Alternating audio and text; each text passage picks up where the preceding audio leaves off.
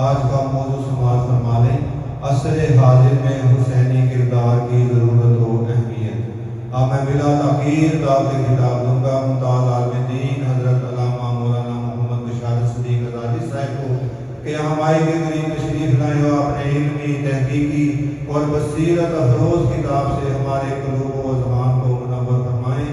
ممتاز عالم دین حضرت علامہ مولانا محمد بشارت صدیق ازادی صاحب، مدرس جامعہ تاجدار مدینہ امین پارک لاہور، مدرس چینل 1 ہے صبح کو۔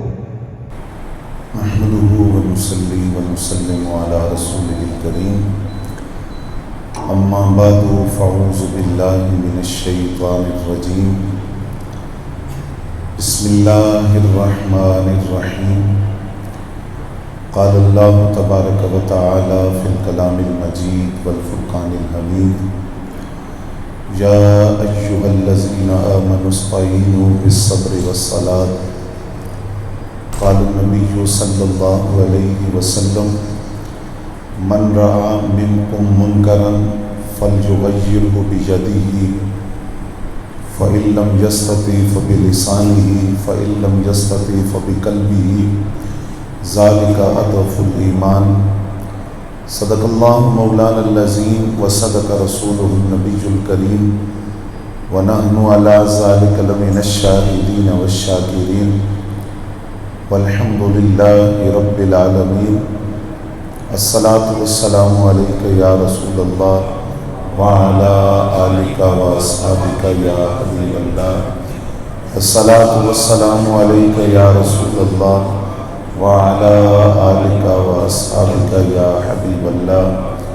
الصلاۃ والسلام علیک یا رسول اللہ وعلی آلک واصحابک یا حبیب اللہ۔ حمد و ثنا کے بعد انتہائی واجب الاحترام قابل صد احترام بزرگوں اور دوستوں، بالخصوص زینت مسند صدارت صاحبزادہ والا شان حضرت صاحبزادہ غلام مصطفیٰ صاحب نقشبندی دامت برکاتہم العالیہ، حضرت صاحبزادہ جنید سرور نقشبندی صاحب حافظہ اللہ، دیگر سامعین ذی وقار، میری اور آپ کی خوش بختی کے اس ماہانہ محفل میلاد النبی صلی اللہ علیہ وآلہ وسلم میں انتہائی اہم موضوع کہ عصر حاضر میں حسینی کردار کی اہمیت اور ضرورت، اس پر چند گزارشات آپ حضرات کی خدمت میں عرض کرنے کا موقع میسر آ رہا ہے۔ امید ہے کہ آپ توجہ کے ساتھ سماعت فرمائیں گے۔ واقعہ کربلا تاریخ انسانیت کا ایک اہم واقعہ بھی ہے، ایک دردناک واقعہ بھی ہے، اور ایک ایسا واقعہ کہ جس کے ہر قدم پر امت مسلمہ کے لیے ایک درس، ایک سبق اور ایک پیغام موجود ہے۔ واقعہ کربلا کو مختلف حوالوں سے دیکھا جا سکتا ہے، مختلف پہلوؤں سے دیکھا جا سکتا ہے، لیکن واقعہ کربلا کا سب سے بڑا پہلو یہ ہے کہ اللہ رب العزت کی طرف سے آنے والی آزمائشوں کو صبر کے ساتھ برداشت کرنا ہمیں سیکھنا چاہیے۔ قرآن مجید فرقان حمید میں اللہ رب العزت نے ارشاد فرمایا کہ ہم ضرور تمہیں آزمائیں گے، خوف کے ساتھ، بھوک کے ساتھ، مالوں کی کمی کے ساتھ، رزق کی کمی کے ساتھ، جانوں کی کمی کے ساتھ، اور خوشخبری صابرین کے لیے ہے، صبر کرنے والوں کے لیے، کہ جب ان پر مصیبت آتی ہے تو اپنی زبان سے کوئی شکوہ نہیں کرتے، شکایت نہیں کرتے، بلکہ اتنی بات کہتے ہیں کہ انا للہ و انا الیہ راجعون، ہم اللہ کے لیے ہیں اور ہم نے اللہ ہی کی طرف لوٹ کر جانا ہے۔ تو قرآن نے یہ اسلوب دیا کہ مصائب آتے ہیں، تکالیف آتی ہیں، آزمائشیں آتی ہیں، انسان پر امتحان آتے ہیں، تو بندہ مومن کا طریقہ کار یہ ہونا چاہیے اور اس کے ایمان کا تقاضا ہے کہ وہ ان مصائب کے اندر، ان امتحانات کے اندر، مصیبتوں کے اندر صبر کا مظاہرہ کرے۔ ویسے بھی یہ اصول ہے، عرب کا ایک مفکر ہے، اس نے بڑی خوبصورت بات لکھی، وہ کہتا ہے کہ اگر اللہ کا قرب پانا چاہتے ہو، اللہ کی دوستی چاہتے ہو، تو اللہ کا قرب سونے کی طرح ہے، سونا جب تک آگ میں نہ ڈالا جائے، سونے کو تپایا نہ جائے، جلایا نہ جائے، سونے میں چمک بھی نہیں آتی اور سونے کی کوئی صورت بھی نہیں بنتی۔ اسی طرح جو رب کا قرب ہے یہ پھولوں کی سیج نہیں ہے، آسائشوں اور سہولتوں کا سفر نہیں ہے۔ یعنی کوئی بندہ اگر یہ سوچتا ہے کہ میں رب سے دوستی کرنا چاہتا ہوں اور وہ دوستی بغیر کسی آزمائش کے، بغیر کسی امتحان کے ہو جائے، ایسا نہیں ہو سکتا۔ آزمائشیں آتی ہیں، امتحانات آتے ہیں۔ آزمائشوں کے حوالے سے ہمارے ہاں ایک عمومی تصور یہ ہے کہ جس پر آزمائش آتی ہے یہ اس کے گناہ کا نتیجہ ہوتا ہے، جبکہ یہ تصور غلط ہے۔ آقا کریم صلی اللہ علیہ وآلہ وسلم نے ارشاد فرمایا جو جتنا بڑا متقی ہوتا ہے اس پر اتنی بڑی آزمائش آتی ہے، اور وہ جتنا بڑا متقی ہوگا اتنے ہی صبر کے ساتھ اس آزمائش کو برداشت کرے گا۔ نبی علیہ السلام نے فرمایا انبیاء پر آزمائشیں آئیں، امتحانات آئے، اور فرمایا سب سے زیادہ آزمائشیں مجھ پر آئی ہیں، سب سے زیادہ امتحان مجھ پر آئے۔ اب اس تمہید کی روشنی کے اندر میں ایک مثال عرض کرتا ہوں، بات مزید آسان ہو جائے گی۔ حضرت سید الشہداء امیر حمزہ رضی اللہ تعالیٰ عنہ جو ام رسول ہے، نبی علیہ السلام کے محبوب چچا ہیں، آپ کی جب شہادت ہوئی تو آپ حضرات جانتے ہیں کہ حضرت امیر حمزہ رضی اللہ تعالیٰ عنہ کی شہادت تاریخ اسلام کی ایک دردناک شہادت ہے، جس میں نبی علیہ السلام نے جب آپ کے جسد اطہر کو دیکھا تو آپ کا سینہ چاک تھا، قلب اطہر سینے سے باہر پڑا تھا، اور جو کلیجہ ہے اس کو چبانے کی کوشش کی گئی تھی۔ آپ کا ناک کاٹا گیا، ہونٹ کاٹے گئے، کان کاٹے گئے، لاش کو مسلح کیا گیا، لاش پہچانی نہیں جاتی تھی۔ حضرت صفیہ رضی اللہ تعالیٰ عنہ نبی علیہ السلام کی پھوپھی جان جب وہ اپنے بھائی کی لاش دیکھنے کے لیے آئیں تو وہ چہرے سے نہیں پہچان سکی، انہوں نے ہاتھوں سے حضرت امیر حمزہ کی لاش کو پہچانا۔ نبی علیہ السلام بھی جب حضرت امیر حمزہ رضی اللہ تعالیٰ عنہ کی لاش کو دیکھا تو حضور اتنا روئے کہ حضرت عبداللہ بن مسعود رضی اللہ تعالیٰ عنہ کے لفظ ہے کہ میں نے نبی علیہ السلام کو اس طرح کبھی روتے ہوئے نہیں دیکھا۔ لیکن اس موقع پر نبی علیہ السلام نے الفاظ کے ارشاد فرمایا کہ اگر مجھے اپنی پھوپھی حضرت صفیہ رضی اللہ تعالیٰ عنہ کا خیال نہ ہوتا تو میں امیر حمزہ رضی اللہ تعالیٰ عنہ کی لاش کی تدفین میں جلدی نہ کرتا، لاش اسی طرح پڑی رہتی۔ کیوں کہ پرندے آتے ان کی لاش کو نوچتے، بوٹیاں نوچتے، گوشت نوچتے، اور اس حالت میں حضرت امیر حمزہ رضی اللہ تعالیٰ عنہ جب اللہ تعالیٰ کی بارگاہ میں پیش کیے جاتے تو اس تکلیف، دکھ اور کرب کی وجہ سے حضرت امیر حمزہ رضی اللہ تعالیٰ عنہ کے درجات کے اندر اور بلندی ہوتی، اور اضافہ ہوتا کہ وہ اتنی تکلیف کو برداشت کر کے آئے ہیں۔ تو یہ اصول دیا اسلام نے کہ دکھ آتے ہیں، تکلیف آتی ہے، مصائب آتے ہیں، پریشانیاں آتی ہیں انسانی زندگی کے اندر، اور اس کے اندر ایک بندہ مومن کا وتیرہ یہ ہونا چاہیے کہ وہ واویلا کرنے کی بجائے، بے صبری کرنے کی بجائے، شکوہ کرنے کی بجائے صبر کے ساتھ ان مصیبتوں اور آزمائشوں کو برداشت کرے۔ اچھا، قرآن نے یہ اصول دیا کہ کبھی بھوک کی آزمائش آتی ہے، کبھی پیاس کی آزمائش آتی ہے، کبھی جان کی کمی کی آزمائش آ جاتی ہے، کبھی مال کی کمی کی آزمائش آتی ہے۔ آزمائشیں ٹھہر ٹھہر کر آتی ہیں، ہم دنیا میں بھی دیکھتے ہیں۔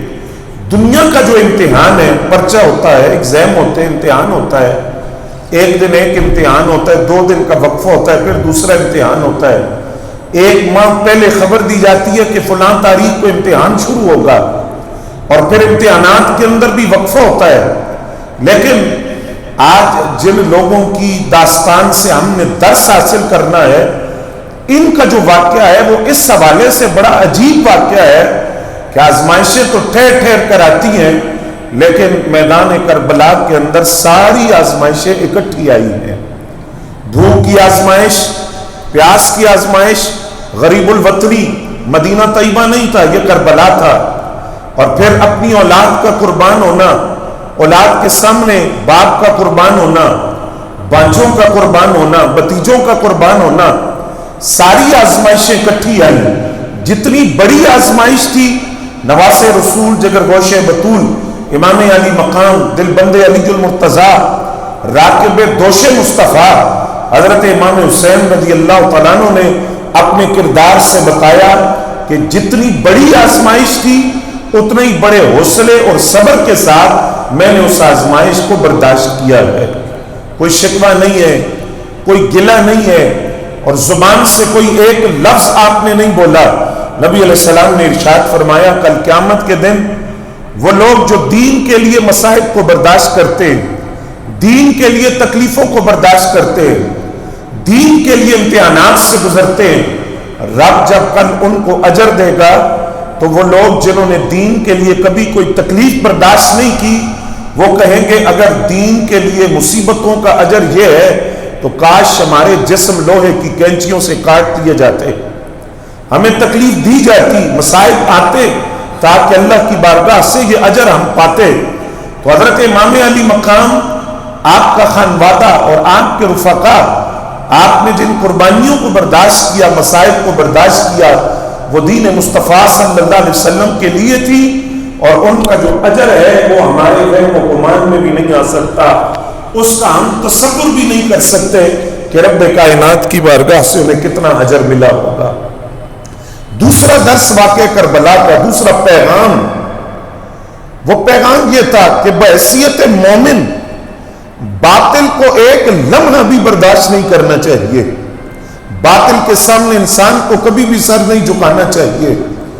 ایسا نہ ہو کہ وہ چپ کر کے دیکھتا رہے کہ باطل قوتیں ابھی سر اٹھا رہی ہیں، بات کہیں زیادہ بگڑے گی تو میں مقابلے میں نکلوں گا. نہیں، اسلام کی تعلیم یہ ہے کہ جب باطل قوتیں دین کے اندر بگاڑ پیدا کرنا چاہیں تو ایک لمحہ بھی ان کو گوارا نہیں کرنا چاہیے، ایک لمحہ بھی ان کو برداشت نہیں کرنا چاہیے. آپ حضرات کے بات جانتے ہوں گے، امام علی مقام نے ایک دن بھی یزید کو برداشت نہیں کیا، ایک دن بھی. کیوں؟ اس لیے کہ جس وقت یزید تخت حکومت پر بیٹھا اور حضرت سیدنا امیر معاویہ رضی اللہ تعالیٰ عنہ دنیا سے رخصت ہوئے تو یزید نے گورنر مدینہ کو خط لکھا کہ جو مدینہ طیبہ کے اندر سرکردہ صحابہ موجود ہیں جلیل القدر، ان سے فوراً میری بیعت لی جائے، اگر وہ بیعت نہ کریں تو ان کے ساتھ سختی کی جائے. نواس رسول جگر گوشہ بطول امام علی مقام کو بلایا گیا. گورنر مدینہ نے کہا یزید نے بیعت طلب کی ہے، آپ یزید کی بیعت کریں. آپ نے فرمایا ایک تو رات کا وقت ہے، میں رات کی تاریکی میں بیعت نہیں کرتا، دوسرا میں لوگوں سے چھپ کے بیعت نہیں کرتا، میں صبح جواب دوں گا. اگلا دن آیا تو امام علی مقام نے بغیر کوئی وقت ضائع کیے مدینہ طیبہ چھوڑ دیا، باطل کے سامنے سر نہیں جھکایا، اور یہ نہیں کہا کہ کمپرومائز کر لیتے ہیں، اگر دین میں بگاڑ پیدا کرے گا کوئی بات ہاتھ سے آگے گزر گئی تو میں پھر سائڈ پر ہو جاؤں گا. ایسا نہیں ہے، بلکہ جس وقت امام علی مقام گورنر مدینہ کو جواب دے کر نکلے تو مروان نے آپ سے کہا تھا کہ آپ نے قرآن نہیں پڑھا؟ فرمایا میں نے قرآن پڑھا ہے. کہا قرآن کہتا ہے کہ اے ایمان والو، اللہ کی اطاعت کرو، اس کے رسول کی اطاعت کرو، وَأُولِي الْأَمْرِ مِنْكُمْ جو تم میں سے حکمران بنائے جائیں ان کی اطاعت کرو. حاکم وقت کی اطاعت اور فرمانبرداری کا حکم قرآن دے رہا ہے، تو آپ ایک حاکم وقت کی اطاعت سے انکار کر رہے ہیں، قرآن کے خلاف جا رہے ہیں. اب یہاں مفسرین نے کیا لکھا ہے میں آپ کی توجہ چاہتے ہوئے عرض کرتا ہوں. مفسرین کرام لکھتے ہیں کہ یہاں جو اللہ اور اس کے رسول کی اطاعت ہے اس میں کوئی شرط نہیں ہے، وہ بغیر شرط کے اللہ اور اس کے رسول کی اطاعت کی جائے گی. لیکن وَأُولِي الْأَمْرِ مِنْكُمْ تم میں سے جو حکمران بنائے جائیں ان کی اطاعت کے لیے شرط ہے. وہ شرط کیا ہے؟ فرمایا وہ شرط یہ ہے کہ اگر وہ رب کے نافرمان ہو تو پھر اس کی اطاعت لازم نہیں ہے، پھر اس کا حکم ماننا لازم نہیں ہے. جیسا کہ امام علی مقام نے پلٹ کر مروان سے کہا کہ تو مجھ سے پوچھ رہے کہ میں نے قرآن پڑھا یا نہیں پڑھا، تو نے تو صرف قرآن پڑھا ہے، قرآن ہمارے گھر میں اترا ہے اور ہمارے نانا جان کے سینہ اقدس پہ اترا ہے، تو نے صرف قرآن کی آیت پڑھی ہے، صاحب قرآن کا یہ فرمان نہیں سنا لا طاعت لمخلوق فی معصیت الخالق کہ مخلوق کے لیے خالق کی، مخلوق کے لیے حاکم کی اطاعت اس وقت لازم نہیں ہے جب وہ اللہ کا نافرمان ہو. لہذا میں ایسے شخص کی بیعت نہیں کر سکتا جو اللہ کا نافرمان ہو. اب یہاں ایک بڑا عام سوال ہے اور میں آپ کی توجہ چاہوں گا. آج آپ کسی سے سوال کریں کہ تم یزید کو برا کیوں کہتے ہو، یزید کی وہ گالی بھی دیتے ہیں، یزید کو برا بھی کہتے ہیں، یزید پر لان تان بھی کرتے ہیں، ملامت بھی کرتے ہیں اس کو، کیوں یزید کو برا کہتے ہو؟ تو فوراً جواب کیا آئے گا کہ اس نے نواسہ رسول کا قتل کیا، خانوادہ رسول کو قتل کیا۔ میں آپ کے سامنے ایک سوال رکھ رہا ہوں، آپ توجہ فرمائیں۔ سوال یہ ہے کہ امام علی مقام نے مدینہ چھوڑا، مکے سے آپ چلے، کوفہ کی طرف آئے، اس وقت تو یزید نے اولاد رسول کا قتل نہیں کیا تھا، اس وقت تک تو یزید نے خانوادہ رسول کے کسی فرد کا خون نہیں بہایا تھا، تو امام علی مقام تو شہادتوں سے پہلے اس کے خلاف نکلے۔ اس کا مطلب ہے کہ آج جو یزید کو برا کہا جاتا ہے، خانوادہ رسول کا قتل یہ بات کا مسئلہ ہے، پہلا مسئلہ کچھ اور ہے، وہ سبب ہے جو اصل میں مقصد کربلا ہے، اور جس کی بنیاد پر امام علی مقام یزید کے خلاف نکلے تھے، وہی کربلا کا فلسفہ ہے، وہی مقصد کربلا ہے، وہی پیغام کربلا ہے۔ وہ کیا ہے جس کی بنیاد پر امام علی مقام نے مدینہ چھوڑا اور آپ نے بیعت کرنے سے انکار کیا؟ پہلی وجہ سنیں گے آپ، پہلی وجہ فرمایا یزید نمازوں کو ضائع کرتا ہے، نماز نہیں پڑھتا، نماز کا تارک ہے، نبی علیہ السلام کی سنتوں کا تارک ہے، حدود اللہ کو پامال کرتا ہے، محرمات جن کے ساتھ رشتہ حرام ہے ان کو حلال کہتا ہے، اعلانیہ گناہ کرتا ہے، فسق و فجور میں مبتلا ہے، شراب کا عادی ہے۔ یہ ہے اصل میں سبب کربلا، جس کو ہم نے سمجھنا ہے۔ ہمیں شہادتیں تو یاد ہیں اور بڑے شوق سے ہم سنتے ہیں، سننی بھی چاہیے، لیکن اس سے پہلے یہ اسباب ہے جن اسباب کی بنیاد پر امام علی مقام یزید کے خلاف نکلے۔ آج ہم نے ان کو پس پش ڈال دیا، اور اس وقت امام علی مقام جس وقت مدینہ چھوڑ کر مکہ المکرمہ میں آئے تو وہاں آپ سے سوال ہوا کہ آپ کدھر جا رہے ہیں؟ فرمایا کوفہ۔ کوفہ کیوں جا رہے ہیں؟ آپ جانتے ہیں کوفہ والوں نے مولا علی کے ساتھ کیا کیا؟ وہی تو شہادت ہوئی ہے مولا علی کی کوفہ کی جامع مسجد کی سیڑھیوں پر۔ آپ کیوں جا رہے ہیں؟ آپ نہ جائیں۔ اور میں یہ بھی عرض کر دوں کہ یہ کہنے والا کون تھا؟ لوگ سوال کرتے ہیں نا صحابہ کہاں تھے کربلا میں، یہ کون کہہ رہا تھا؟ یہ حضرت جابر بن عبداللہ تھے، یہ حضرت عبداللہ بن زبیر تھے، یہ حضرت عبداللہ ابن عمر تھے، یہ حضرت عبداللہ ابن عباس رضی اللہ تعالیٰ عنہ مجمعین۔ یہ صحابہ تھے جنہوں نے حضرت امام علی مقام کو منع کیا کہ آپ نہ جائیں۔ کوفہ والوں کو ہم جانتے ہیں ان کی کیا عادت ہے، ان کی کیا تاریخ ہے، ان کے کیا حالات ہیں، نظریات ہیں، آپ نہ جائیں۔ لیکن امام علی مقام کا جواب یہ تھا، فرمایا میں جاؤں گا۔ اور یہ دوسرا جملہ جو کربلا کے فلسفے کی دوسری لائن ہے، آپ نے فرمایا مسئلہ یہ ہے کہ مجھ جیسا اس جیسے کی بیعت نہیں کر سکتا، میں اس کے ہاتھ میں ہاتھ نہیں دے سکتا، کیونکہ میری نسبتیں دیکھو، میرا شرف، میرا تقویٰ، میرا فضل، اور پھر میری پرورش اور میری تربیت، میں بھی موجود ہوں، اور ایک ایسے شخص تک حکومت پر بیٹھے جو دین کا حلیہ بگاڑ دے، اور خلافت راشدہ کا جو نظام تھا اس نظام کو تار تار کر دے، میں ایسے شخص کی بیعت نہیں کر سکتا، مجھ جیسا اس جیسے کی بیعت نہیں کر سکتا، میں اس لیے یزید کے خلاف نکلا ہوں۔ اب یہاں اگر توجہ فرما رہے ہیں تو میں داتا صاحب رحمۃ اللہ علیہ نے جو کشف المعجوب میں بڑی خوبصورت بات لکھی ہے وہ آپ کے گوش گزار کر دوں۔ داتا صاحب نے ایک سوال اٹھایا ہے، آپ فرماتے ہیں نواسہ رسول امام علی مقام، آپ نے یزید کے خلاف آپ نکلے اور یزید نے پہل کی تو آپ نے پھر جواباً تلوار اٹھائی۔ یہ تلوار امام علی مقام نے حضرت صدیق اکبر کے دور میں کیوں نہیں اٹھائی؟ یہ تلوار حضرت فاروق اعظم رضی اللہ تعالیٰ عنہ کے دور میں کیوں نہیں اٹھائی؟ نواسہ رسول حضرت عثمان غنی کے دور میں موجود تھے، یہ تلوار اس وقت کیوں نہیں اٹھائی؟ مولا علی، حضرت امام حسن مجتبی، حضرت امیر معاویہ رضی اللہ تعالیٰ عنہ مجمعین، ان کے خلاف یہ تلوار کیوں نہیں اٹھی؟ یزید تخت حکومت پر بیٹھا تو پہلے دینی امام اس کے خلاف نکلے، بیعت سے انکار کر دیا، کیوں نکلے؟ فرق کیا ہے؟ پہلے تلوار کیوں نہیں اٹھائی؟ یزید تخت حکومت پر بیٹھا تو تلوار اٹھائی۔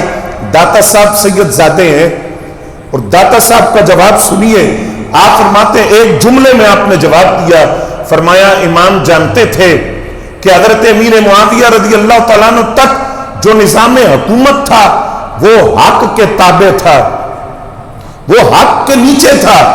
جب یزید تخت حکومت پر بیٹھا تو امام پاک نے یہ سمجھا کہ اب حق رخصت ہو گیا ہے. اب انہوں نے تلوار اٹھائی اور یزید کے خلاف ان کی تلوار اٹھانا یہ دلیل ہے اس بات کی کہ وہ حضرت صدیق اکبر کو حق سمجھتے تھے. حضرت فاروق اعظم، عثمان غنی، مولا علی، امام حسن، حضرت امیر معاویہ رضی اللہ تعالیٰ عنہ مجمعین، ان کو وہ حق سمجھتے تھے، اسی لیے تو وہاں تلوار نہیں اٹھائی. لیکن یزید جب تخت حکومت پر بیٹھا تو ایک دن بھی امام علی مقام نے اس کو گوارا نہیں کیا. آپ نے اپنے خطبات کے اندر مقصد کربلا کو واضح کیا. کاش کہ آج ہم نے وہ مقصد کربلا بھی سمجھا ہوتا، سبب کربلا بھی سمجھا ہوتا، اور امام علی مقام کے ان خطبات کو پڑھا ہوتا کہ آپ کیا رہے تھے. بار بار مسئلہ اقتدار کا نہیں تھا، مسئلہ حکومت کا نہیں تھا، اور لڑائی یہ نہیں تھی کہ حکومت یزید کے پاس ہے. لڑائی یہ تھی کہ حکومت ایسے شخص کے پاس ہے جو دین کا حلیہ بگاڑنے کی کوشش کر رہا ہے، فسق و فجور میں مبتلا ہے، بے نمازی ہے، سنت رسول کا تارک ہے.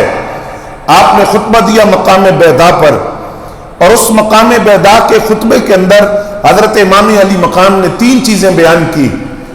وہ 3 چیزیں کیا تھی؟ آپ نے فرمایا لوگوں میں اس لیے نکلا ہوں کہ تخت حکومت پر ایک ایسا شخص بیٹھا ہے کہ جس کے اندر اسلامی حکمران والی جو 3 خوبیاں ہیں بنیادی، تینوں میں سے ایک خوبی بھی نہیں پائی جاتی. آپ کے رفقا نے سوال کیا وہ کیا ہے؟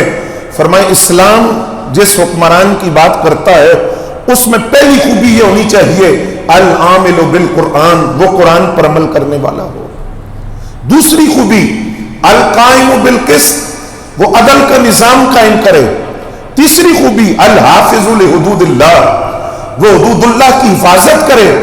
تخت حکومت پر ایک ایسا شخص بیٹھا ہے جو نہ قرآن پہ عمل کرتا ہے، جو نہ عدل کا نظام قائم کر رہا ہے، اور جو نہ حدود اللہ کی حفاظت کر رہا ہے. تو یہ وجہ ہے کہ میں اپنا سر تو دینے کے لیے تیار ہوں، لیکن میں اپنا ہاتھ یزید کے ہاتھ میں نہیں دے سکتا، میں اس کی بیعت نہیں کر سکتا. اور ایسا بھی نہیں کہ امام علی مقام انجانے میں چلے گئے، ایسا نہیں ہے. آپ کو راستے میں خبر ہوئی کہ آپ کے چچا زاد بھائی حضرت امام مسلم بن عقیل، ان کی لاش کوفہ کے بازاروں میں لٹک رہی ہے. تو آپ نے فرمایا کچھ بھی ہو میں علی کا بیٹا ہوں، ہم حق کے لیے جب نکلتے ہیں باطل کو للکارتے ہیں تو پھر ہم راستے سے کبھی واپس نہیں جایا کرتے. اب میں جاؤں گا حالات کیسے بھی ہو. تو امام علی مقام نے اپنے کردار سے یہ پیغام دیا کہ باطل کے سامنے کبھی سر نہیں جھکانا، باطل کو ایک لمحہ بھی برداشت نہ کرنا، باطل کے ہاتھ میں ہاتھ نہ دینا چاہے تمہارا سر چلا جائے. یہی بات نبی علیہ السلام نے فرمائی من رہا منکم منکرن، تم میں سے اگر کوئی بندہ برائی کو دیکھتا ہے تو اس کو چاہیے کہ اپنے ہاتھ کے ساتھ اس برائی کو روکے. اگر ہاتھ سے نہیں روک سکتا فبلسانی ہی، اپنی زبان کے ساتھ اس برائی کو روکے. اگر زبان سے نہیں روک سکتا فبقلبی ہی، تو اپنے دل میں کم از کم اس برائی کو برا سمجھے.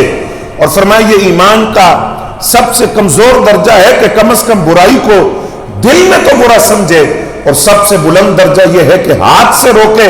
تو امام علی مقام نے جو ایمان کا بلند ترین درجہ تھا کہ برائی کو ہاتھ سے روکا جائے، آپ نے ہاتھ سے بھی روکا، زبان سے بھی روکا، اور دل میں بھی اس برائی کو برا سمجھا جو یزید کی صورت کے اندر تخت حکومت پر تھا.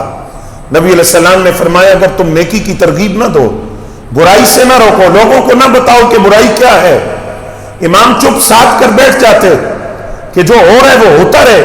تو نبی علیہ السلام نے فرمایا یہ جو طریقہ ہے کہ برائی سے لوگوں کو آگاہ نہ کیا جائے، نیکی کی طرف نہ بلایا جائے، جب یہ سلسلہ تم روک دو گے تو کیا ہوگا؟ فرمایا رب کائنات تم پر ایسا عذاب بھیجے گا کہ تمہاری کسی دعا کو سنا نہیں جائے گا، قبول نہیں ہوگی، جب برائی کو برائی نہ سمجھا جائے اور نیکی کی ترغیب نہ دی جائے. پھر امام علی مقام امام حسین رضی اللہ تعالیٰ عنہ نے اپنے کردار سے ایک اور درس دیا. آج کے جو مادیت پرست ہے، آج کے جو دولت کے پجاری ہیں، وہ یہ کہتے ہیں کہ کامیابی 4 چیزوں کے اندر ہے. انسان کے پاس 4 چیزوں میں سے کوئی ایک چیز بھی ہو تو وہ کامیاب ہے. مادیت پرستوں کا یہ نظریہ ہے. کون سی 4 چیزیں؟ وہ کہتے ہیں دولت ہو، بینک بیلنس بڑا وسیع ہو، گاڑیاں ہوں بڑی قیمتی، کارخانے فیکٹریاں ہوں، اربوں روپیہ ہو، تو وہ بندہ کامیاب ہے. دولت کامیابی کا معیار ہے. یا شہرت ہو کیسی بھی ہو, اچھی ہو یا بری ہو, شہرت بھی کامیابی کا معیار ہے. یا اقتدار ہو, اقتدار بھی کامیابی کا معیار ہے.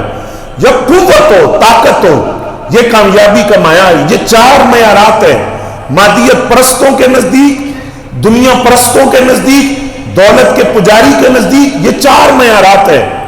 دولت ہو, شہرت ہو, قوت ہو, اقتدار ہو تو وہ سمجھتے ہم کامیاب ہیں. قرآن کہتے ہیں نہیں, جو چار چیزیں مادیت پرست بیان کرتے ہیں, قرآن کہتے ہیں اس کے مقابلے میں چار چیزیں ہیں. کون سی چار چیزیں؟ فرمایا ایمان, سب سے پہلے ایمان, دوسرے نمبر پر اعمال صالحہ, تیسرے نمبر پر حق کی وصیت, چوتھے نمبر پر صبر کی وصیت. فرمایا وہ چار چیزیں جو مادیت پرستوں نے بیان کی وہ کامیابی کا معیار نہیں ہے. کامیابی کا معیار وہ ہے جو سورہ والعصر میں قرآن بیان کرتا ہے. آپ, میں کہتا ہوں کہ کربلا سے بھی تھوڑا پیچھے چلے جائیں, آپ حضرت ابراہیم علیہ السلام کے مقابلے میں نمرود کو دیکھیے, آپ فرعون کے مقابلے میں حضرت موسیٰ علیہ السلام کو دیکھیے, آپ آقا کریم صلی اللہ علیہ وآلہ وسلم کے مقابلے میں کفار و مشرکین مکہ اور یہود و نصارہ کو دیکھیے. پھر کربلا میں آئیے, امام علی مقام کے سامنے یزید کے ہزاروں کا لشکر دیکھیے. نمرود کے پاس دولت بھی تھی, اقتدار بھی تھا, قوت بھی تھی, جاہ بھی تھی, لیکن جیتے تو حضرت ابراہیم علیہ السلام ہے, کیونکہ قرآن نے جو کامیابی کا معیار بتایا وہ حضرت ابراہیم علیہ السلام کی ذات میں پایا جاتا تھا. فرعون تو خدائی کا دعویٰ کرتا تھا, خدا کہتا تھا, دولت تھی, قوت, اقتدار, جاہ تھا, لیکن جیتے تو موسیٰ علیہ السلام, کیونکہ قرآن نے جو کامیابی کے معیارات بتائے چار چیزیں, وہ چاروں حضرت موسیٰ علیہ السلام کی ذات میں تھی. کفار و مشرکین وہ تو یہ بھی کہتے تھے آپ دولت لے لیں, آپ عورت چاہیے تو عورت لے لیں, اقتدار چاہیے تو اقتدار لے لیں, دین کی تبلیغ چھوڑ دے. آقا کریم نے فرمایا تم میرے ایک ہاتھ پہ سورج رکھو, دوسرے ہاتھ پر چاند رکھو, میں تب بھی اسلام کی تبلیغ نہیں چھوڑوں گا. ان کے نزدیک بھی کامیابی کا معیار یہی تھا, لیکن قرآن نے جو کامیابی کے معیارات بتائے وہ ذات رسول میں پائے جاتے تھے. یہی کربلا میں ہوا. یزید اور اس کے حامیوں کی یہ خام خیالی تھی کہ کامیابی کے چاروں معیارات ہمارے پاس ہے, دولت بھی ہے, قوت بھی ہے, اقتدار بھی ہے, جاہ بھی ہے, لہذا ہم کامیاب ہیں. لیکن قرآن نے جو کامیابی کے معیارات بتائے وہ سارے کے سارے حضرت امام علی مقام امام حسین کی ذات میں پائے جاتے تھے. ایمان بھی تھا, اور ان کے تو گھر ایمان کا مرکز تھا. عمل صالح بھی تھا, تو عمل صالح کی ترغیب آقا کریم کی آغوش سے پائی, مولا علی کی آغوش سے پائی, سیدہ زہرا سلام اللہ علیہا کی آغوش سے پائی. حق کی وصیت بھی تھی کہ ایک دن بھی باطل کو برداشت نہیں کیا.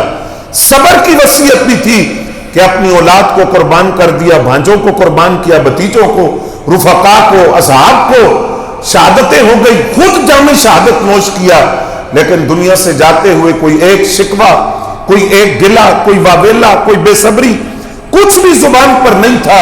صبر کے ساتھ دنیا سے جا کر بتایا کہ کامیابی کے چاروں معیارات یزید اور اس کے سپاہیوں میں نہیں, حسین ابن علی اور ان کے رفقا کے اندر پائے جاتے تھے. حضرت امام علی مقام امام حسین رضی اللہ تعالیٰ عنہ نے اپنے کردار سے ایک اور پیغام دیا جو حسینی کردار ہے. دوستی اللہ کے لیے, کس کے لیے؟ اللہ کے لیے. دشمنی بھی اللہ کے لیے, اللہ کے دشمنوں سے دشمنی. اپنی ذات کے لیے, ذاتی مفادات کے لیے دوستی, یہ اسلام کا اصول نہیں ہے. اسلام کہتا ہے یہ جو دنیاوی مفادات کی بنیاد پر الاخلاء یومئذ بعضهم لبعض عدو, اگر تم دنیاوی مفادات پر ایک دوسرے سے دوستیاں بناتے ہو, کل قیامت کے دن یہ تم سے کہیں گے ہم تمہیں جانتے ہی نہیں, کون ہو تم, یہ کل تمہارے دشمن ہوں گے. دوستی کام آئے گی جو تقوی کی بنیاد پر ہو, اللہ کے لیے ہو, اللہ کی محبت کی وجہ سے. الحب فی اللہ, کسی سے محبت ہو تو اللہ کی محبت کی وجہ سے, دوستی ہو تو اللہ کی دوستی کی وجہ سے, دشمنی ہو تو اللہ کے دشمنوں سے.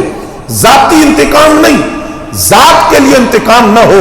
یہی مولا کائنات کا دستور بھی تھا. جانتے ہیں جب ایک غزوہ کے اندر مولا کائنات علی المرتضی شیر خدا رضی اللہ تعالیٰ عنہ ایک کافر کے سینے پر چڑھ کر بیٹھ گئے اور بالکل اس کو قتل کرنے کے قریب تھے تو اس نے آپ کے منہ کی طرف تھوک دیا، آپ اس کے چھاتی سے فوراً اتر آئے۔ صحابہ نے پوچھا آپ نے اس کو قتل کیوں نہیں کیا، آپ کے قابو میں تھا؟ فرمایا میں نے قتل اس کو اس لیے نہیں کیا کہ پہلے حق اور باطل کا مسئلہ تھا، دین کی بنیاد پر، کفر اور اسلام کی بنیاد پر لڑائی تھی، لیکن جب اس نے میرے چہرے کی طرف تھوکا، اب میں اگر اس کو قتل کرتا تو لوگ کہتے علی نے اپنی ذات کا بدلہ لیا ہے۔ میں اپنی ذات کے لیے کبھی انتقام نہیں لیتا، اور انہی کی اولاد ہے امام علی مقام امام حسین رضی اللہ تعالیٰ عنہ۔ کربلا کے اندر جہاں آپ مصائب کے اندر، امتحانات کے اندر، تکالیف کے اندر، آزمائشوں میں گھرے ہوئے ہیں، وہاں بھی کسی موقع پر بھی آپ نے اپنی ذات کے لیے انتقام نہیں لیا، بات دین کی ہے۔ میں ایک مثال عرض کرتا ہوں، آپ نے حضرت حور کا نام سنا ہوگا، سنا ہے نا جی؟ اور آپ حضرت حور کی داستان کو شاید تفصیل سے نہ جانتے ہوں، اتنی بات تو ہم جانتے ہیں کہ وہ یزیدی صفوں سے نکلے، لشکر حسینی میں آئے اور امام علی مقام نے ان کو قبول کیا، لیکن اس کے پیچھے جو پورا فلسفہ ہے ذرا اس کو دیکھیے کہ مورخین نے لکھا کیا ہے۔ ذی حشم کا مقام تھا، کوفہ جاتے ہوئے یہاں سب سے پہلے امام علی مقام کے قافلے کو روکا گیا۔ اس سے پہلے یزید کا کوئی لشکر آپ کے سامنے نہیں آیا، پہلا لشکر ذی حشم کے مقام پر وہ حضرت حر کی قیادت میں یزید کے سپاہی تھے، جنہوں نے روکا اور روک کر وجہ پوچھی کہ آپ کدھر جا رہے ہیں؟ فرمایا کوفہ۔ کیوں؟ فرمایا کوفے والوں نے خطوط لکھے ہمیں آ کر دین سکھائیں، میں ان کے خطوط کی بنیاد پر جا رہا ہوں، اور اگر میں نہیں جاتا تو میں کل اللہ تعالیٰ کو کیا عذر پیش کروں گا کہ دین کا حلیہ بگڑتا رہا اور میں آرام سے بیٹھا رہا، لہٰذا میں جاؤں گا۔ کوفے والوں کے خطوط ہے اور میرے نام ہے، تو میری نسبتوں کا تقاضا ہے کہ میں کوفہ جاؤں۔ حضرت حر نے کہا میں خطوط کے بارے میں تو نہیں جانتا، لیکن مجھے اتنا حکم دیا گیا ہے کہ میں آپ کا راستہ روکوں گا، اس سے آگے میں آپ کو نہیں جانے دوں گا۔ اب وہ قافلہ راستہ بدلتا ہے، حضرت حر ساتھ ساتھ چل رہے ہیں۔ یہ جو ادب تھا نا اہل بیت اطہار کا، اس نے نجات دے دی حضرت حر کو۔ کیسا ادب تھا کہ نماز کا وقت ہوا، امام علی مقام نے حضرت حر سے فرمایا آپ اپنی نماز پڑھ لیں، ہم اپنی پڑھتے ہیں۔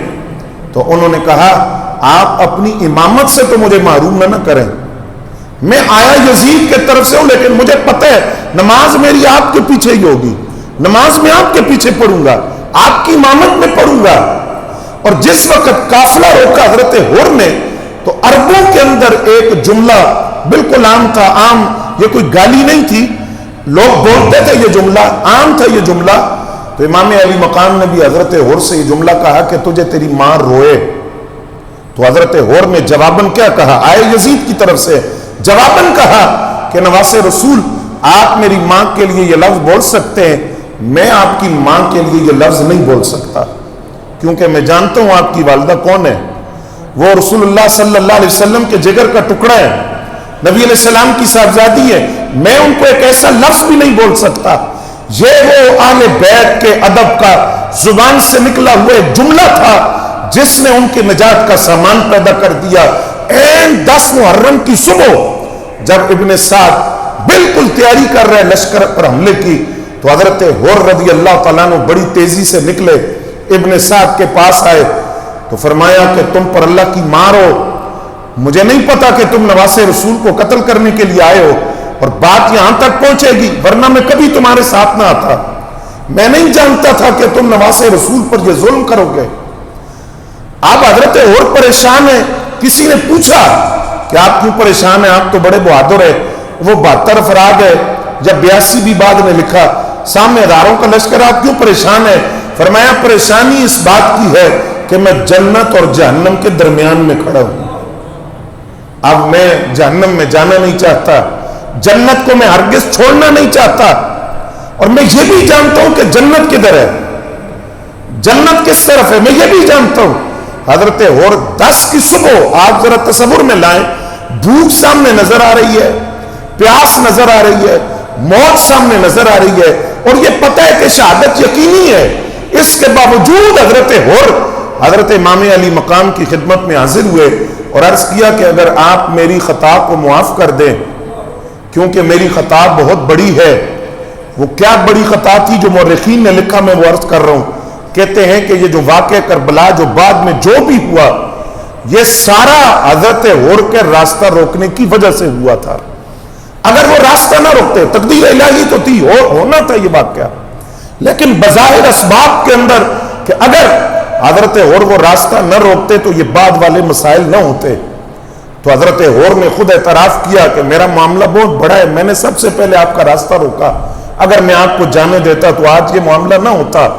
کیا آپ میری خطا کو معاف کر سکتے ہیں؟ تو حضرت امام علی مقام وہ کریموں کی نسل تھی, وہ لجپالوں کا خاندان تھا. آپ نے حضرت ہور کو سینے سے لگایا اور سینے سے لگا کر فرمایا ہم اپنی ذات کے لیے کبھی انتقام نہیں لیتے, مسئلہ دین کا ہے. اگر آپ کو احساس ہو گیا تو آپ قافلے حسینی میں شریک ہو جائیں, ذات کے لیے ہم کبھی انتقام نہیں لیتے. اور میں اسی پر یہ مثال عرض کرتا ہوں, سلطان محمود غزنوی کا آپ نے نام سنا ہوگا. سلطان کا دربار سجا ہوا ہے. سلطان نے کہا تم میں کوئی ایسا شخص ہے جو مجھے حضرت خضر علیہ السلام کی زیارت کروا دے؟ تو ایک بزرگ اٹھ کر کھڑے ہوئے, انہوں نے کہا سلطان میں یہ کر سکتا ہوں, لیکن مجھے اس کے لیے 6 ماہ کا وقت چاہیے. میں 6 ماہ دریا کے کنارے بیٹھ کر وظائف پڑھوں گا, پھر حضرت خضر علیہ السلام سے تمہاری ملاقات کرواؤں گا, لیکن میری شرط ہے 6 ماہ کے اندر میرے گھر کے جو اخراجات ہیں وہ آپ اٹھائیں گے. سلطان نے کہا مجھے یہ قبول ہے. 6 ماہ بعد وہ بزرگ آئے, سلطان نے پوچھا کدھر ہے خضر علیہ السلام؟ اس نے کہا جناب آج 6 ماہ مجھے اور دے, میں وظائف پڑھتا ہوں, آپ کو خضر علیہ السلام کی زیارت کرواؤں گا, اس دوران میرے گھر کا خرچہ آپ اٹھائیں گے. کہا یہ بھی قبول ہے, 6 ماہ اور وظائف پڑھ لو. سال ہو گیا, سال بعد وہ بزرگ لوٹ کر آئے تو سلطان نے پوچھا کدھر ہے خضر علیہ السلام؟ یہ بڑی توجہ سے سنیے گا, کدھر ہے خضر علیہ السلام؟ تو اس بزرگ نے کہا سلطان اللہ کی قسم میرا حضرت خضر علیہ السلام سے کوئی رابطہ نہیں ہے, میں نے آپ سے جھوٹ بولا تھا کیونکہ میرے گھر کے حالات اچھے نہیں تھے, گھر کے اخراجات کا مسئلہ تھا, ورنہ میرا خضر علیہ السلام سے میرا کوئی رابطہ نہیں ہے اور نہ میرے پاس کوئی طاقت ہے کہ میں آپ کو زیارت کرواؤں. سلطان کو جلال آیا, ایک وزیر سے پوچھا کیا کروں؟ اس نے کہا اس بزرگ کو کتوں کے آگے ڈال دو, اس نے جھوٹ بولا ہے. دوسرے نے کہا ذبح کر دو. وہاں ایک بزرگ بیٹھے سفید ریش اٹھ کے کھڑے ہوئے, کہا سلطان یہ جس نے کہا ہے نا کتوں کے آگے ڈال دو یہ ٹھیک کہہ رہا ہے, یہ جس نے کہا ذبح کر دو یہ بھی ٹھیک کہہ رہا ہے. سلطان نے اپنے خاص غلام ایاز سے پوچھا تو بتا کیا کروں؟ ایاز نے کہا اتنے غریب اور بھی تو آپ کے ٹکڑوں پہ پڑ رہے ہیں, تو یہ غریب آدمی ہے بیچارہ, اگر 1 سال اس کے گھر کا خرچہ آپ نے وظیفہ دے دیا تو کون سی بڑی بات ہے, آپ معاف کر دیں, انتقام نہ لیں. تو اس بزرگ نے کہا سلطان یہ ایاز بھی ٹھیک کہتا ہے. سلطان نے کہا اس کے ساتھ تو جو ہوگا وہ بات کا مسئلہ ہے. ان بزرگوں سے کہا پہلے آپ بتائیں جو بھی بات کوئی کرتا ہے آپ کہتے ہیں یہ ٹھیک کہہ رہے, کیوں؟ تو اس بزرگ نے کہا یہ جس نے کہا ہے نا کتوں کے آگے پھینک دو, یہ جملہ ذرا سنیے گا. اس بزرگ نے کہا جو نسلیں ہوتی ہیں نسلوں کی عادت خاندان کا پتہ دیتی ہے, نسلوں سے پتہ چلتا ہے کہ خاندان کیسا تھا. یہ جو کہہ رہے ہیں نا کتوں کے آگے ڈال دو, اس کے آباء و اجداد کا کام یہ تھا, یہ بادشاہوں کے کتے نہلاتے تھے, لہذا اس کی سوچ وہی اڑی ہوئی ہے. اور یہ جو کہہ رہے گردن کاٹ دو یہ کسائیوں کا خاندان ہے, یہ چونکہ دن رات بکرے ذبح کرتے ہیں تو اس لیے یہ کہہ رہے گردن کاٹ دو. تو اس نے کہا یہ جو ایاز نے تجویز دی ہے, سنیے گا ذرا, ایاز نے جو تجویز دی ہے اس کا کیا مقصد ہے؟ اس بزرگ نے کہا ایاز نے کہا کہ انتقام نہ لو, معاف کر دو. سلطان شاید تم نہیں جانتے یہ صرف ایاز نہیں ہے, یہ سید ایاز ہے, یہ رسول اللہ کی اولاد ہے, یہ اس خاندان سے ہے جن کا پورا کنبہ کربلا میں کٹا تھا بھوکا پیاسا, لیکن انہوں نے اپنی ذات کے لیے انتقام نہیں لیا, یہ ان کی نسل ہے, یہ ان کی اولاد ہے. اس لیے اس نے وہ بات کی ہے جو ان کے بڑوں نے کی تھی, جو ان کے خاندان نے کی تھی. اب سلطان اٹھ کر کھڑا ہو گیا ایاز کی تعظیم میں کہ یہ سید زادہ ہے, اولاد رسول ہے. تو ایاز نے سلطان سے کہا اب میرا راز چونکہ اس نے کھولا ہے کہ میں سید ہوں تو میں ان بزرگوں کا راز کھولتا ہوں. سلطان شاید تو نہیں جانتا یہ بزرگ کون ہے جن کی زیارت تو کرنا چاہتا تھا, یہ حضرت خضر علیہ السلام تیرے سامنے کھڑے ہیں. تو جو عادت ہوتی ہے، نسلوں کی عادت وہ خاندان کا پتہ دیتی ہے۔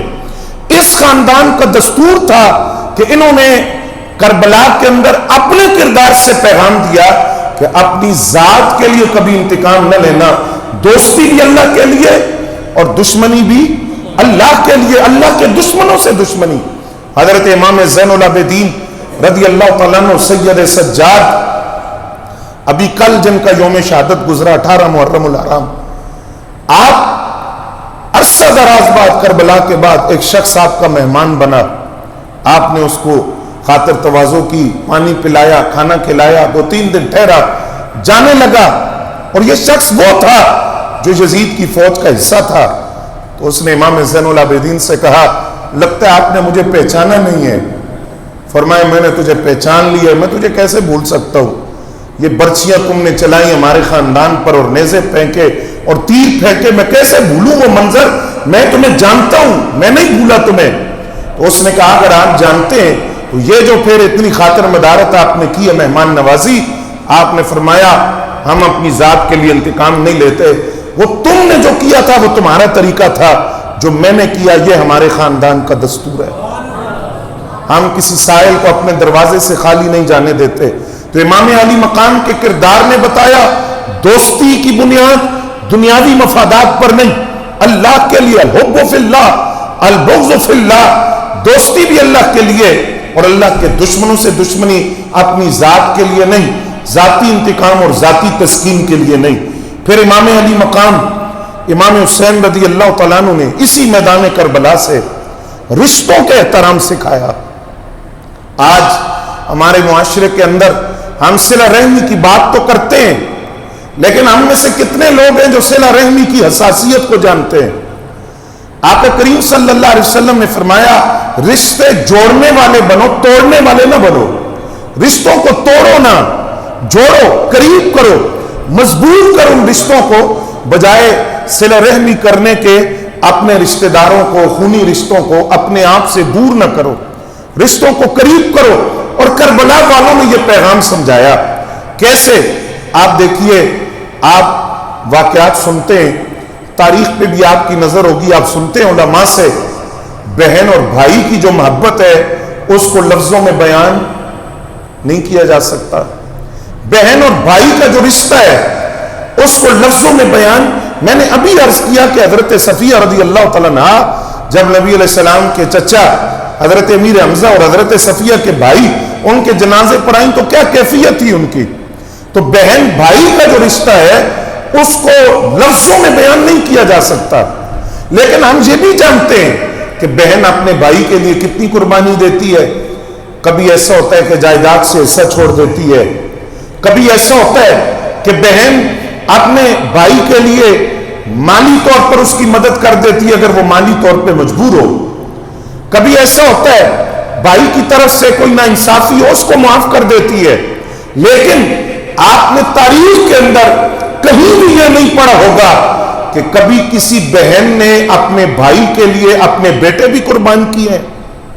یہ صرف کربلا کی تاریخ ہے جہاں حضرت سیدہ زینب بنت علی رضی اللہ تعالیٰ عنہ ماں نے اپنے کردار سے بتایا کہ ایک بہن اور بھائی کا رشتہ کیا ہوتا ہے، یہ کتنا حساس رشتہ ہے، جس رشتے کو آج ہم نے جائیداد کے تنازعات کی نظر کر دیا، مالی جھگڑوں کی نظر کر دیا، بہن بھائی سے ناراض ہے، بھائی بہن سے ناراض ہے، سالوں ملتے نہیں، دیکھتے نہیں ایک دوسرے کو۔ یہ کتنا حساسیت والا رشتہ ہے کہ سیدہ زینب نے مال کی بات نہیں ہے، اپنے جگر کے 2 ٹکڑے قربان کیے ہیں امام علی مقام کے ساتھ۔ اور میں اگر مختصر سا تعارف حضرت سیدہ زینب بنت علی رضی اللہ تعالیٰ عنہ کا عرض کروں، آپ توجہ اگر فرمائیں، یہ کس کی بیوی ہے اور کس کی اہلیہ ہے؟ کون ہے مولا علی کا داماد اور امام علی مقام کے وہ بہنوئی جن کے گھر سیدہ زینب تھی؟ یہ بھی ایک بڑا خوبصورت رشتہ ہے۔ اور آج کے میاں بیوی کے لیے جو بات بات پہ لڑ پڑتے ہیں، بات بات پہ جھگڑ پڑتے ہیں، بات بات پر نوبت طلاق تک آ جاتی ہے، ہر دوسرے گھر کی کہانی سنیے۔ کربلا والوں کا کردار اور حسینی کردار وہ کیا تھا؟ حضرت سیدہ زینب کا نکاح مولا علی المرتضیٰ رضی اللہ تعالیٰ عنہ نے اپنے بھائی حضرت جعفر طیار کے بیٹے حضرت عبداللہ بن جعفر طیار سے کیا تھا، یعنی اپنے بھتیجے کے ساتھ جس وقت یہ نکاح ہوا تو ہم یہ جانتے ہیں کہ بہن بھائیوں کے اندر ایک بہن بھائی ایسے بھی ہوتے ہیں جو بہت کلوز ہوتے ہیں ایک دوسرے کے، وہ ایک دوسرے کے رازدار ہوتے ہیں، محبت سارے بہن بھائیوں کو آپس میں ہوتی ہے لیکن کوئی ایک دوسرے کے زیادہ قریب ہوتا ہے۔ تو امام علی مقام اور سیدہ زینب کا بھی ایسے ہی رشتہ تھا، اور سیدہ زینب کا جب نکاح ہوا حضرت عبداللہ بن جعفر طیار سے تو مولا علی نے وہاں دو باتوں کی تاکید کی تھی۔ ایک فرمایا کہ عبداللہ بن جعفر طیار سے فرمایا میں زینب کو آپ کے نکاح میں دے رہا ہوں، لیکن ایک بات کی تاکید کرتا ہوں، زینب جب بھی امام علی مقام سے ملنا چاہے آپ نے روکنا نہیں ہے، جب بھی ملنا چاہے دن رات میں جب بھی یہ کہیں کہ انہوں نے امام علی مقام سے ملنا ہے آپ نے روکنا نہیں۔ دوسری بات، اگر زندگی میں امام علی مقام پر کوئی مشکل سفر آ جائے اور سیدہ زینب ساتھ جانا چاہے تو آپ ان کو روکیں گے نہیں، اجازت دیں گے۔ پھر وہ وقت آ گیا، یزید تخت حکومت پر بیٹھا، امام علی مقام مدینہ چھوڑ رہے ہیں، سیدہ زینب پاک بھی مدینہ میں ہے، لیکن چونکہ نکاح میں ہے حضرت عبداللہ بن جعفر طیار کے، اور عبداللہ بن جعفر طیار بھی ایک کمال شخصیت ہے، ایسے سخی کہ کمال سخاوت ان کی ذات میں پائی جاتی تھی۔ سیدہ زینب زبان سے تو کچھ نہ کہہ سکی، خاموش ہو گئی۔ ایک دن گزر گیا، دوسرا دن گزر گیا، یہاں سے وہ میری بہنیں بھی اس پیغام کو سمجھیں کہ ایک بیوی اور شوہر کا رشتہ کیا ہوتا ہے۔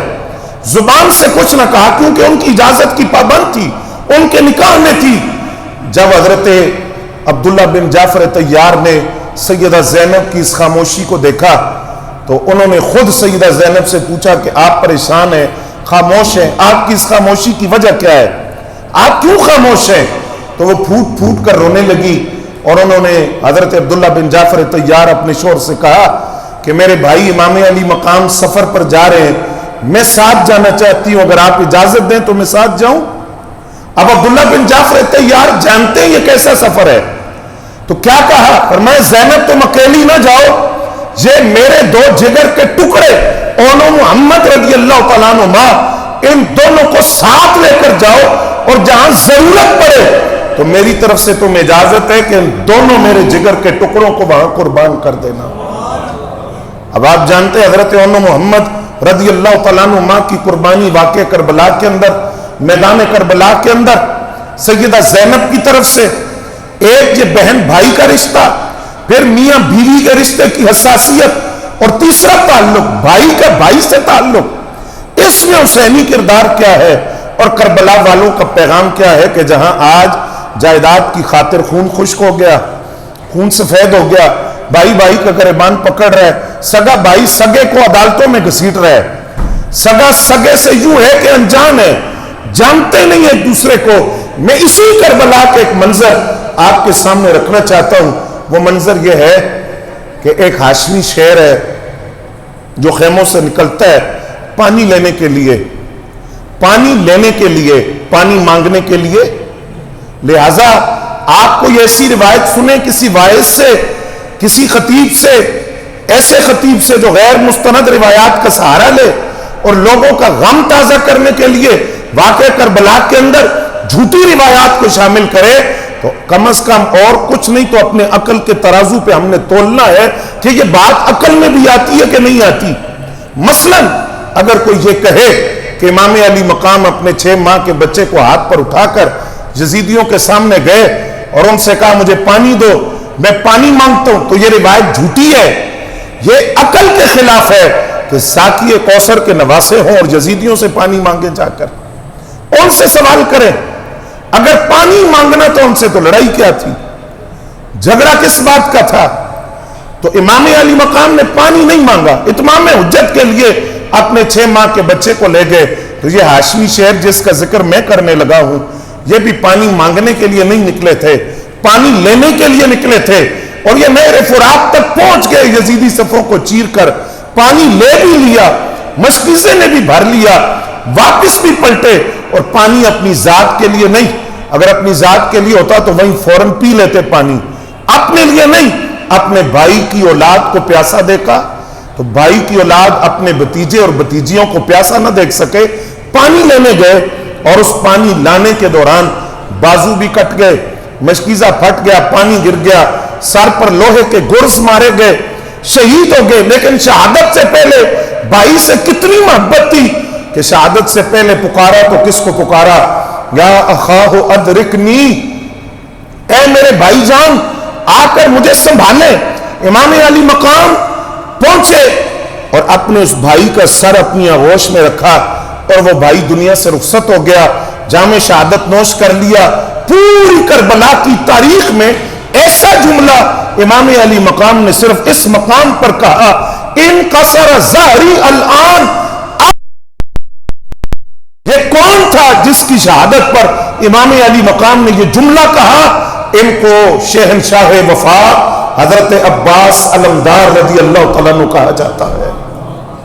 اب یہ بات آپ نے سن لی، اس سے اگلی بات سنی اور حیران ہو جائیں گے آپ کہ یہ دونوں سگے بھائی نہیں تھے. حضرت عباس امام علی مقام کے سگے بھائی نہیں تھے.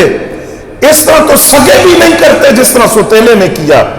مائیں مختلف تھی دونوں کی، والد دونوں کے مولا علی المرتضیٰ ہیں، مائیں مختلف ہیں کیونکہ حضرت عباس رضی اللہ تعالیٰ عنہ یہ بیٹے حضرت ام البنین فاطمہ کلابیہ رضی اللہ تعالیٰ عنہ کے، اور ام البنین فاطمہ کلابیہ خزائیہ رضی اللہ تعالیٰ عنہ یہ وہ خاتون ہیں کہ مولا علی نے جب ان سے نکاح کیا، سیدہ زہرا کے وصال کے بعد ان سے نکاح کیا اور یہ مولا علی المرتضیٰ کے گھر آئی تو انہوں نے پہلی بات ہی یہ کی کہ میں بن کے تو آپ کی بیوی آئی ہوں لیکن حقیقت میں سیدہ زہرا کے بچوں کی خدمت کے لیے کنیز بن کر آئی ہوں. میں اس نیت سے آئی ہوں کہ جو سیدہ زہرا کی اولاد ہے میں ان کی خدمت کروں گی. یہ میرے لیے اعزاز ہے. اللہ نے 4 بیٹے ان کو دیے، مولا علی کو 4 بیٹے ان کے بطن سے دیے. اسی وجہ سے ان کو ام البنین کہتے ہیں، بیٹوں کی ماں. 4 بیٹے دیے اور یہ کیسی ماں تھی، اس نے اپنے 4 بیٹوں کو ایک ہی درس پڑھایا. آج ہم اپنی اولاد کو بھی بتائیں. آقا کریم نے فرمایا ادبوا اولادکم علی 3 خصال، اپنی اولاد کو بچپن سے 3 چیزیں سکھاؤ. بڑے ہو کر وہ رافضی ناسبی خارجی جو بنے، اپنا عقیدہ خراب کر کے اپنی آخرت جو خراب کرے، بچپن سے 3 چیزیں سکھاؤ. حب نبیکم، ان اپنی اولاد کو بچپن سے اپنے نبی کی محبت سکھاؤ. وحب اہل بیتہ، آل بیت اطہار کی محبت سکھاؤ. وحب قراءۃ القرآن، اور قراءۃ قرآن سے شغف پیدا کرو، محبت پیدا کرو. یہ جو ماں تھی ام البنین فاطمہ کلابیہ رضی اللہ تعالیٰ عنہ، اس نے 4 بیٹوں کو یہ درس پڑھایا تھا کہ ایک بات ہمیشہ یاد رکھنا، حسنین کریمین سے کبھی برابری کی بات نہ کرنا، کیونکہ تم جانتے ہو ان کی ماں کون ہے. ان کی ماں فاطمہ الزہرا ہے اور تمہاری ماں فاطمہ کلابیہ ہے. برابری کی بات نہ کرنا. اور جس وقت امام علی مقام چلے کربلا کی طرف تو 4 بیٹوں کو اس ماں نے ساتھ بھیجا. یہ میرا کہنا آسان ہے، آپ تصور کریں کوئی ماں اپنے 4 جگر کے ٹکڑے شہادت کے سفر پر بھیجے اور ساتھ یہ تاکید بھی کرے کہ اگر امام علی مقام کے جسم پر خراش آ گئی اور تم تندرست واپس آ گئے تو میں تمہیں اپنا دودھ معاف نہیں کروں گی. جہاں پر مشکل وقت آئے اپنا سر وہاں رکھنا. یہ 4 اپنی ماں کے اتنے فرما بردار تھے اور اہل بیت اطہار کا ایسا ادب ان کی ماں نے سکھایا تھا کہ 4 بیٹے کربلا گئے اور 4 نے جام شہادت نوش کر کے کربلا کے شہداء میں اپنا نام لکھا ہے. یہ سگے بھائی نہیں ہیں. تو آج جس معاشرے کے اندر ہم حسینی ہونے کا نعرہ لگائیں لیکن سگا بھائی سگے بھائی کا گریبان پکڑے تو معذرت کے ساتھ پہلے ہم حسینیوں والا کردار تو پیدا کریں. وہاں تو ستیلے بھی سگوں سے بڑھ کر ہیں. یہ رشتوں کی حساسیت کربلا سے سکھائی گئی کہ رشتوں کا احساس پیدا کیا جائے. پھر امام علی مقام نے ایک پیغام اور دیا. آپ نے فرمایا دین پر کڑا وقت آ جائے، باطل سر اٹھائے، دین پر مشکل وقت آئے اور دین کی جو اقدار ہیں، دین کی جو بنیادیات ہیں اور دین کے جو شاعر ہیں، اگر ان پر کوئی انگلی اٹھائے اور ان کا حلیہ بگاڑنے کی بات کرے تو امام علی مقام نے پیغام دیا پھر یہ نہیں دیکھنا کہ میں تو بڑے خاندان سے تعلق رکھتا ہوں، میں تو شہزادہ ہوں، میں لاڈ میں پلا ہوں، میں سونے کا نوالا منہ میں لے کر آیا ہوں، میں پیر صاحب کا لخت جگر ہوں، میں شیخ الحدیث صاحب کا جگر گوشہ ہوں، میں وزیر کا بیٹا ہوں، میں بادشاہ کا بیٹا ہوں، میں شہزادہ ہوں. تو دین کے نام پر جب کھایا ہے تو دین کی خاطر قربانی دینے کا وقت آئے تو امام نے اپنے کردار سے بتایا کہ پھر وہاں یہ نہیں دیکھنا کہ میں لاڈ میں پلا ہوں. لاڈ میں پلے ہو تو زیادہ حق ہے کہ دین کے لیے قربانی پیش کرو. آپ دیکھیے نا، جتنی بڑی آزمائش تھی اتنا ہی بڑا خاندان رب نے منتخب کیا. یہ بتائیے کہ اس وقت لاڈ میں پلے ہوئے کئی موجود تھے. آج بھی میں عرض کرتا ہوں، کوئی باپ کتنا ہی لین لاڈ کیوں نہ ہو، وہ اپنے اولاد کو کھیلنے کے لیے کتنا قیمتی تحفہ لے کر دے دے گا، لاکھوں کا تحفہ بھی لے کر دے دے، لیکن کیا لاڈ تھا حسنین کریمین کا کہ جن کے کھیلنے کے لیے زلف رسول ہو، اور جو کبھی رسول اللہ صلی اللہ علیہ وسلم کے سینہ اقدس پہ کھیلتے ہوئے نظر آئے، اور کبھی نبوت کے کندھوں پہ سوار نظر آئے، کبھی نبی علیہ السلام ساتھ ممبر پر بٹھائے، اور کبھی حضور ان کی پیاس کو دیکھ کر زبان نبوت ان کے دہن میں دے، اور کبھی سرکار فرمائے کہ ان کا رونا مجھ سے گوارا نہیں ہوتا.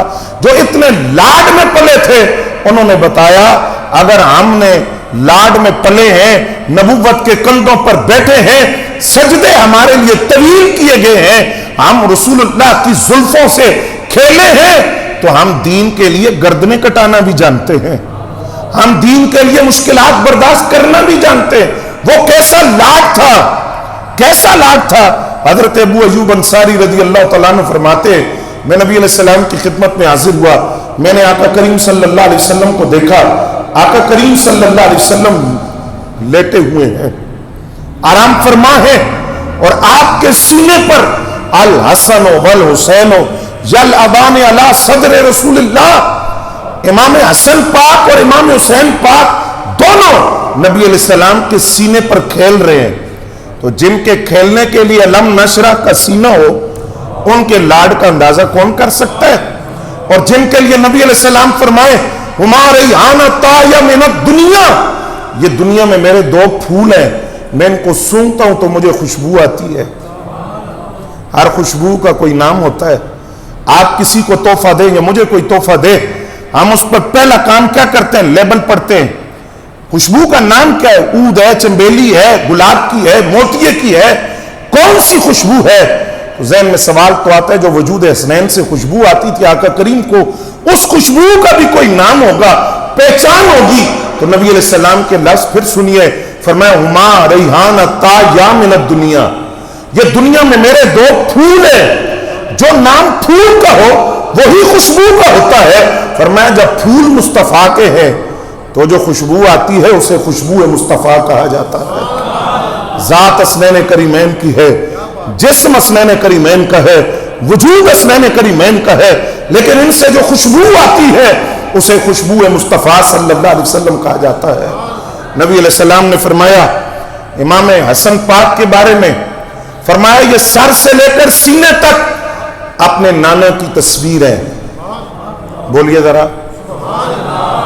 میں یہ بات بھی عرض کر دوں اور یہ آپ یاد رکھنی ہے بات، آپ نے دیکھنا ہو کہ اہل بیت کا سچا محب کون ہے، سچا محب. تو آپ نے یہ دیکھنا ہے کہ جب بھی وہ اولاد رسول کا ذکر کرتا ہے تو کیا سب سے پہلے امام حسن کا ذکر کرتا ہے؟ بڑا بدطینت اور بدفطرت آدمی ہے جو رسول اللہ کی اولاد کا ذکر کرے لیکن امام حسن پاک کا ذکر نہ کرے. کیوں نہ کرے؟ کہ امام حسن پاک نے حضرت امیر معاویہ سے صلح کیوں کی؟ یہی بات اس وقت جب حضرت امام حسن مجتبی رضی اللہ تعالیٰ عنہ سے پوچھی گئی تو آپ نے فرمایا مجھے میرے نبی صلی اللہ علیہ وسلم میرے نانا نے سردار کیوں بنایا تھا؟ فرمایا تھا میرا یہ بیٹا سردار ہے، اس کے ذریعے اللہ امت کے دو گروہوں کے درمیان صلح کروائے گا. تو میں نے حضرت امیر معاویہ کو اقتدار ان کے حوالے کر کے ان کی بیعت کر کے میں نے کوئی نیا کام نہیں کیا، میں نے اپنے نانا جان کی اس خبر اور اس بات کو پورا کیا ہے. تو بڑے نواسے ہیں امام. اور اس میں اتنی بات بھی یاد رکھ لیں، نبی علیہ السلام کی کیونکہ اپنی تو سرکار کی مذکر اولاد بلوغت کو نہیں پہنچی، تو نبی علیہ السلام کا نسب کس سے چلا، نسل کس سے چلی؟ یہ ذہن میں رکھیے گا. آقا کریم صلی اللہ علیہ وسلم کی نسل اور نسب جس شہزادے سے چلا ہے اسے امام حسن مجتبی کہتے ہیں، جو امام علی مقام سے بھی بڑے ہیں، عمر میں بھی بڑے ہیں اور مقام میں بھی بڑے ہیں۔ تو امام حسن کا ذکر نہ ہو اور امام علی مقام سے ذکر شروع کیا جائے تو پھر ہم کیسے کہیں کہ یہ اہل بیت کا سچا محب ہے؟ اگر سچا ہے تو بات امام حسن کی بھی کرے گا۔ آقا کریم نے فرمایا امام حسن مجتبی سر سے لے کر سینے تک اپنے نانا کی تصویر ہے، اور امام علی مقام کے بارے میں فرمایا سینے سے لے کر قدموں تک اپنے نانا کی تصویر ہے۔ اعلیٰ حضرت فرماتے ہیں معدوم نہ تھا سایہ شاہ ثقلین، اس نور کی جلوگاہ تھی ذات حسنین۔ اعلیٰ حضرت کہتے ہیں نبی علیہ السلام کا سایہ کسی نے چاندنی رات میں بھی نہیں دیکھا، دھوپ میں بھی نہیں دیکھا، لیکن سایہ تھا۔ ایسا نہیں کہ سایہ تھا ہی نہیں، تھا۔ دھوپ میں کسی نے نہیں دیکھا، چاندنی راتوں میں نہیں دیکھا، تو اگر تھا تو کہاں تھا؟ اعلیٰ حضرت فرماتے ہیں تمثیل نے اس سایہ کے دو حصے کیے، آدھے سے حسن بنے ہیں آدھے سے حسین۔ فرمایا قدرت خداوندی نے اپنے حبیب کے سایہ کو دو حصوں میں تقسیم کیا، آدھے سایہ مصطفیٰ سے امام حسن پاک کو بنایا، آدھے سایہ مصطفیٰ سے امام حسین پاک کو بنایا تھا۔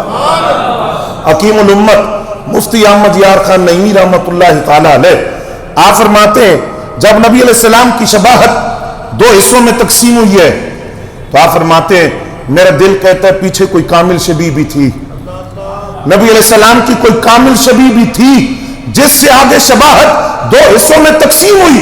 تو وہ کامل شبیہ کون تھی آقا کریم کی؟ کون تھی وہ کامل شبیہ؟ تو حکیم الامت مفتی احمد یار خان نعیمی فرماتے ہیں آؤ سیدہ عائشہ پاک سے پوچھتے ہیں، وہ نبی علیہ السلام کا جتنا قرب ان کو ملا ان سے پوچھتے ہیں کہ نبی علیہ السلام کی کامل شبیہ کون تھی؟ تو وہ فرماتی ہے جس کا مفہوم یہ ہے، فرمایا چال میں، ڈھال میں، کردار میں، گفتار میں، اٹھنے میں، بیٹھنے میں، مسکرانے میں، بات کرنے میں اگر نبی علیہ السلام کی کوئی کامل شبیہ تھی تو وہ سیدہ فاطمہ الزہرا سلام اللہ علیہا ہے۔ ان سے آگے شباہت دو حصوں میں تقسیم ہوئی، آدھی امام حسن پاک کو ملی، آدھی امام علی مقام کو ملی۔ تو امام علی مقام نے اپنے کردار سے بتایا جب دین پر کڑا وقت آئے تو پھر یہ نہیں دیکھا جاتا کہ میں تو فلان شخصیت کا صاحبزادہ ہوں، میں تو بڑے لاڈ میں پلا ہوں، میں کس طرح مشکلات کو برداشت کروں گا، میں کس طرح مسائل کو برداشت کروں گا۔ فرمایا اس کا تو حق زیادہ بنتا ہے کہ جب اس نے دین کے نام پر اتنی عزت کمائی ہے، دین کے نام پر اس نے کھایا ہے، تو پھر اس کو دین کے لیے قربانی دینے کے لیے بھی میدان عمل میں آنا پڑے گا۔ پھر حضرت امام علی مقام امام حسین رضی اللہ تعالیٰ عنہ نے جن مشکلات کو برداشت کیا، کیا مشکلات تھی وہ؟ بھوک، پیاس، غریب الوطنی، بچوں کا قربان ہونا، بھائی کی اولاد، بہن کی اولاد، سگے بھائی، ستیلے بھائی، اور پھر رفقا اصحاب رسول، ان کی شہادتیں آنکھوں کے سامنے ہوئی۔ میں یہ تھوڑا سا فرق آپ کو سمجھانا چاہتا ہوں۔ اعلیٰ حضرت نے جو لکھا جس کا مفہوم یہ ہے کہ آج بحیثیت مومن اگر ہم ان مسائل کو سنتے ہیں دل پر غم طاری ہو جاتا ہے، آنکھوں میں آنسو آ جاتے ہیں، تو فرمایا یہ ایمان کی نشانی ہے۔ اگر مصنوعی تصنع بناوٹ کے لیے، رلانے کے لیے واقعہ کربلا کو بیان کیا جائے تو اعلیٰ حضرت فرماتی ہیں یہ جائز نہیں ہے۔ اس کے اندر مصنوعی پن، جھوٹی کہانیاں، فرضی کہانیاں اور اہل بیت اطہار کی ذات سے ایسی باتیں منسوخ کرنا جو ان کے شایان شان نہیں ہے، جو ان کی عزت و ناموس کے خلاف ہے، جو ان کے مقام و مرتبہ کے خلاف ہے، ایسی باتیں ان سے منسوخ کرنا فرمایا یہ جائز نہیں ہے۔ ہاں جو حقیقت ہے اس کو سن کر اگر کسی کے دل میں غم آ جاتا ہے، آنکھوں میں آنسو آتے ہیں، تو یہ تو ایمان کی نشانی ہے۔ اور فرمایا جو بندہ یہ کہے کہ مجھے واقعہ کربلا کا کوئی غم نہیں ہے، جو ہوا ٹھیک ہوا، فرمایا یہ نقص ہے، اس کے ایمان میں نقص ہے، اس کو غم کرنا چاہیے اس بات کا کہ اس کے ایمان کے اندر کمی ہے۔ اب وہاں جو کچھ ہوا یہ میں ذرا سمجھانا چاہتا ہوں، امید آپ توجہ کریں گے۔ ان کے لیے بھوک، ان کے لیے پیاس، ان کے لیے غریب الوطنی اور ان کے لیے شہادتیں، یہ ان کے لیے لاچاری نہیں تھی، ان کے لیے بے بسی نہیں تھی، ان کے لیے مجبوری نہیں تھی، ان کے لیے یہ مقام صبر و رضا تھا۔ وہ یہ بات جانتے تھے کہ یہاں بھوک برداشت کریں گے تو دین بچے گا، پیاس برداشت کریں گے تو دین بچے گا، اولاد قربان کریں گے تو دین بچے گا، غریب الوطنی کو برداشت کریں گے تو دین بچے گا۔ وہ مقام صبر و رضا پر تھے، لاچار نہیں تھے، مجبور نہیں تھے، بے بس نہیں تھے۔ اگر کوئی بندہ یہ کہے پیاسے تھے تو کیسی پیاس جو ساقی کوثر کے نواسے ہوں۔ اور حضرت عبداللہ بن مطیع کی جو روایت طبقات ابن سعد میں موجود ہے کہ جس وقت امام کوفہ کی طرف جا رہے تھے تو فرماتے میں کھیتوں میں کام کر رہا تھا، میں نے امام علی مقام سے کہا یہ میرا کنواں ہے، اس سے میں پانی استعمال کرتا ہوں، اس میں پانی کم ہے، آپ دعا کر دے ذرا۔ امام علی مقام نے فرمایا وہ پانی لے کر آؤ۔ وہ فرماتے میں پانی لے کر آیا، امام علی مقام نے اس پانی کی گھونٹ بھری اور وہ واپس کلی کر دی پانی کی، فرمایا اس پانی کو لے جا کر کنویں میں ڈال دو۔ وہ پانی جس میں نواس رسول کا لعاب ملا ہوا تھا اس کو کنویں میں ڈالا گیا، کنویں کے کناروں تک پانی آ گیا۔ میں یہ پوچھنا چاہتا ہوں اگر نواس رسول وہاں کرامت دکھا سکتے تو کربلا میں نہیں دکھا سکتے تھے؟ کیا مسئلہ تھا؟ بھوک کا مسئلہ تھا، بے بسی نہیں تھی۔ بھوک کا کیا مسئلہ تھا کہ زمانہ آج بھی تو انہی کے ٹکڑوں پہ پل رہا ہے، انہی کا تو صدقہ کھا رہا ہے، ہم تو ان کے بچے کا صدقہ کھا رہے اور ان کے ٹکڑوں پہ پلتے ہیں۔ اور غریب الوطنی تے کوئی پہلی مرتبہ نہیں تھی، شہادتیں بھی کوئی پہلی مرتبہ نہیں تھی۔ حضرت جعفر طیار کا خاندان یہی تو تھا، مولا علی کا خاندان یہی تو تھا، حضرت امیر حمزہ رضی اللہ تعالیٰ عنہ کا خاندان یہی تو تھا۔ تو شہادتیں تو ان کا دستور تھا، لہذا وہ مجبور نہیں تھے، بے بس نہیں تھے۔ جو ان کو مجبور ثابت کرے، بے بس کہہ کے ہائے ہائے کرے تو وہ جھوٹ بولتا ہے۔ وہ مقام صبر و رضا پر تھے، وہ جانتے تھے کہ ان آزمائشوں کو برداشت کریں گے تو دین بچے گا۔ لیکن جب ہم سنتے ہیں تو ہمارے ایمان کا تقاضا ہے کہ ان واقعات کو سن کر ایک غم کی کیفیت پیدا ہوتی ہے۔ یہ غم کی کیفیت اس لیے نہیں کہ وہ بے بس تھے یا مجبور تھے، یہ غم کی کیفیت اس لیے ہے کہ یزید نے جو ظلم کیا ہے وہ اولاد رسول پر اور رسول اللہ کے جگر کے ٹکڑوں پر کیا ہے۔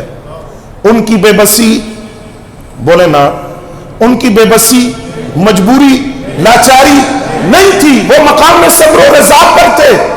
پھر یہاں یہ سوال بھی ہے کہ جی مشکل کشائی کیوں نہیں ہوئی؟ آپ کا تو عقیدہ ہے کہ مولا علی مشکل کشا ہے، آپ کا تو عقیدہ ہے کہ نبی علیہ السلام مشکل کشا ہے، سیدہ زہرا پاک، امام حسن مجتبی، اس خاندان کا بچہ مشکل کشا ہے، اور اس خاندان کے تو آج صدیوں بعد قبر میں لیٹ کر بھی مشکل کشا ہے، تو وہاں مشکل کشائی کیوں نہیں کی؟ بات یہ ہے مشکل ہوتی تو وہاں مشکل کشائی کی جاتی، مصیبت ہوتی تو مدد کی جاتی نا، مصیبت تھی نہیں، مشکل تھی نہیں، وہ مقام صبر و رضا پر تھے۔ تو پھر سوال پھر وہی ہے، اگر مشکل نہیں تھی تو یہ ساری ہستیاں میدان کربلا میں کیوں تھی؟ کیونکہ ہمارا ایمان ہے آقا کریم میدان کربلا میں موجود تھے، مولا علی موجود تھے، سیدہ زہرا پاک موجود تھی، امام حسن مجتبی موجود تھے رضی اللہ تعالیٰ عنہ مجمعین۔ جب موجود تھے تو کیوں آئے؟ مشکل کشائی بھی نہیں کرنی تھی تو کیوں آئے؟ یہ مدد کرنے نہیں آئے تھے۔ یہ بالکل اسی طرح ہے جس طرح کوئی ماں باپ اپنی اولاد کو امتحان کی تیاری کروائے، ساری رات بتائے کہ یہ چیپٹر بھی تیار کرو، یہ بات تیار کرو، صبح امتحان میں یہ سوال بھی آ سکتا ہے، یہ بھی آ سکتا ہے، تیاری کروا دی۔ ماں باپ صبح اس اپنے بیٹے کو ساتھ لے کر ایگزامینیشن سینٹر میں چلے گئے، کمرہ امتحان میں کرسی پہ بٹھا دیا، خود کمرہ امتحان کے باہر کھڑے ہیں۔ وہ اس لیے نہیں کھڑے کہ کہیں پھنس گیا تو مدد کریں گے، وہ اس لیے کھڑے ہیں کہ ہم دیکھتے رہیں کہیں پر ڈھیلا نہ پڑ جائے، جو تیاری کروائی ہے اس تیاری کا حق کیسے ادا کرتا ہے۔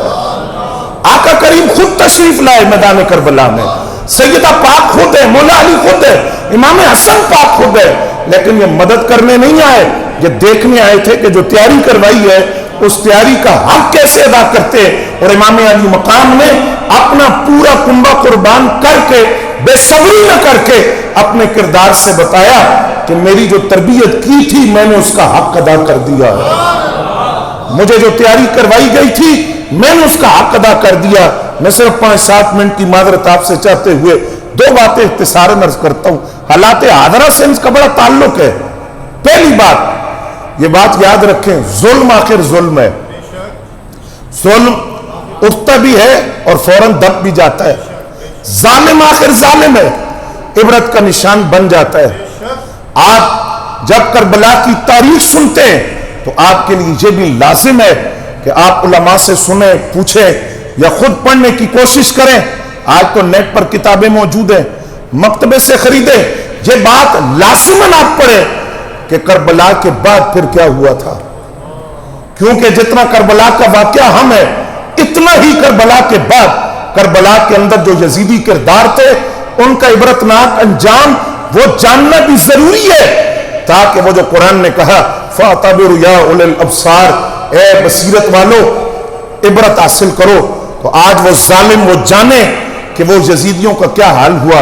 شمر مرا، ابن زیاد مرا، عبرت کا نشان بنا، خولی بن یزید مرا، عمر ابن سعد مرا، یہ سارے عبرت کے نشان بنے۔ یہاں تک کہ کوفہ کے اندر ایک مجلس جاری تھی، وہاں 6-7 سال بعد ایک بندے نے بات کی، اس نے کہا جو کربلا میں نواسہ رسول کے قتل میں شریک تھے کوئی بھی نہیں بچا۔ تو ایک بولا، اس نے کہا میں بھی وہیں تھا، اگرچہ میں نے قتل تو نہیں کیا لیکن میں وہاں سارا منظر دیکھتا رہا، میں دل سے خوش تھا، تو مجھے تو کچھ بھی نہیں ہوا۔ تو تاریخ کہتی ہے کہ وہ اسی وقت اٹھا، چراغ درست کرنے کے لیے وہ آگ اس کے کپڑوں میں لگ گئی، کپڑوں کو لگی، پھر جسم کو لگی، وہ ایسی آگ تھی کہ اس نے جا کر دریا میں چھلانگ لگا دی، دریا کا پانی بھی اس آگ کو نہ بجھا سکا، وہ جل کر کوئلہ بن کر اسی وقت عبرت کا نشان بن گیا۔ اور امام علی مقام کی شہادت کے بعد ان کے ہاتھ سے جس بندے نے انگوٹھی اتارنے کی کوشش کی تھی، انگوٹھی نہیں اتری تو اس نے انگلی کاٹ دی نواسہ رسول کی۔ جس وقت وہ پکڑا گیا، مختار سقفی جو مرتد ہو کے مرا اور اس نے نبوت کا دعویٰ کر دیا تھا، لیکن قاتلین امام علی مقام کو اس نے ٹھکانے لگایا۔ 6 سال بعد وہ حکومت میں آیا تھا اور اس نے پہلے دن ہی یہ کہا کہ میں نواسہ رسول کے قاتلوں کو نہیں چھوڑوں گا۔ کوفے میں قیامت کا سما تھا، جو قتل حسین میں شریک تھے وہ دوڑ رہے تھے، کوئی کدھر جا رہا تھا، کوئی کدھر جا رہا تھا، اسی کے سامنے اس بندے کو لایا گیا جس نے نواسہ رسول کی انگلی کاٹی تھی۔ تو اس نے حکم دیا پہلے اس کی ایک انگلی کاٹو، وہی انگلی جو نواسہ رسول کی انگلی کاٹی، وہ انگلی کٹی، کہا دوسری انگلی کاٹو، تیسری کاٹو، ساری انگلیاں اس کی ہاتھ کی کاٹ دو، پاؤں کی انگلیاں کاٹو، اس کے جسم کے ٹکڑے ٹکڑے کر دو۔ اور پھر اس نے کہا ایسے ہزاروں وجود بھی میں ٹکڑے ٹکڑے کر دوں تو میں نواسہ رسول کی ایک انگلی کا حق ادا نہیں کر سکتا۔ عمر ابن سعد یہ چھپ گیا تھا، اس کا جوان بیٹا پکڑ کر لایا گیا مختار سقفی کے سامنے۔ میں صرف یہ بتانا چاہتا ہوں کہ ظالم عبرت کا نشان دنیا میں بنتے ہیں۔ جوان بیٹا پکڑ کر لایا گیا تو مختار سقفی نے پوچھا تیرا باپ کدھر ہے؟ اس نے کہا ابا جی گوشہ نشین ہو گیا، وہ عبادت کرتے ہیں، اللہ اللہ کرتے ہیں۔ اس نے کہا پہلے اس کو پکڑ کر لاؤ، وہ خون حسین کا حساب تو دینا۔ اب وہ اس کو پکڑ کر لایا گیا عمر ابن سعد کو، تو مختار نے کہا پہلے اس کے جوان بیٹے کو اس کے سامنے قتل کرو، اس کو بعد میں قتل کرنا، پہلے اس کے بیٹے کو قتل کرو۔ تو عمر ابن سعد نے کہا بھلا جوان بیٹا کبھی باپ کے سامنے قتل کیا جاتا ہے تو تم سوچو مجھ پر کیا گزرے گی، تم میرے جوان بیٹے کو میری نظروں کے سامنے قتل کر رہے ہو۔ تو مختار نے کہا تجھے حضرت علی اکبر شہید کرتے ہوئے خیال نہ آیا؟ جب جوان بیٹا تو نے باپ کے سامنے ذبح کیا تو پہلے عمر بن سعد کا بیٹا حفص بن عمر بن سعد وہ قتل ہوا، پھر عمر بن سعد قتل ہوا۔ ان دونوں کے سار اتار کر مختار سقفی نے امام علی مقام کے بھائی مولا علی کے بیٹے حضرت محمد بن حنفیہ جو مدینہ طیبہ میں موجود تھے ان کو وہ دونوں سار بھجوائے اور ساتھ یہ پیغام بھیجا کہ ایسے ہزاروں سار بھی مل جائیں تو امام علی مقام کے ایک سر انور کا مقابلہ نہیں کر سکتے۔ اور اس میں دوسرا پیغام، حکومت ہمیشہ بولے نا، ہمیں ابھی آپ نے کل پرسوں ایک منظر دیکھا ہے، حکومت ہمیشہ، اقتدار ہمیشہ، حکومت آنی جانی، جو آج تخت اقتدار پہ یہ کل نہیں ہوں گے، جو کل آئیں گے وہ پرسوں نہیں ہوں گے۔ حکومت آنی جانی چیز ہے، لیکن حکومت کے لیے ظلم ڈھانا، ظالم بن جانا، یہ اپنی آخرت کو خراب کرنا، اپنی آخرت کو برباد کرنا۔ یزید جس نے حکومت کے لیے اتنا کچھ کیا، آپ جانتے ہیں کتنا عرصہ اس کی حکومت رہی؟ یہ مختار سقفی تو 6 سال بعد جا کر اس نے انتقام لیا، یزید تو 3 سال بعد ہی مر گیا تھا، صرف 3 سال 6 ماہ یزید کی حکومت۔ اور یزید نے کیا کیا؟ آج جو جسٹیفیکیشن دیتے ہیں، دلائل دیتے ہیں یزید کی صفائی میں، لڑ پڑتے ہیں اگر یزید کے خلاف کوئی بات کرو۔ ہم کہتے ہیں تمہیں یزید مبارک، ہمیں حسین مبارک۔ ہم کل بھی حسینی تھے، آج بھی حسینی، اور قیامت تک حسینی رہیں گے انشاءاللہ۔ ہمیں پتہ ہے جنتی جوانوں کا سردار کون ہے۔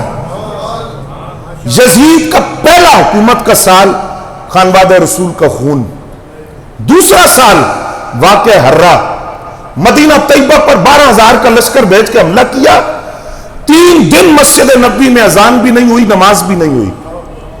مسجد نبوی میں ریاض الجنہ کے اندر گھوڑے باندھے گئے، ان سے پلیتی کروائی گئی وہاں، اور مدینہ طیبہ کے اندر جو صحابہ تھے ان کی داڑھیوں کو نوچا گیا، مدینہ طیبہ کی فتمات بیبیوں کی عزت پر ہاتھ ڈالنے کی کوشش کی گئی۔ یہ یزید کا کارنامہ، اس کے حکم پر تیسرا اور آخری سال یزید کی حکومت کا، حضرت عبداللہ بن زبیر مکہ المکرمہ میں تھے، وہاں حملہ ہوا، آگ کے گولے برسائے گئے، کعبۃ اللہ کی دیواریں گر گئی، کعبۃ اللہ کے بیت اللہ کے غلاف کو آگ لگی، اور بیت اللہ کے اندر جو تبرکات رکھے ہوئے تھے دور ابراہیمی کے، ان کو نقصان پہنچا، اور بیت اللہ کی حرمت کو پامال کیا گیا۔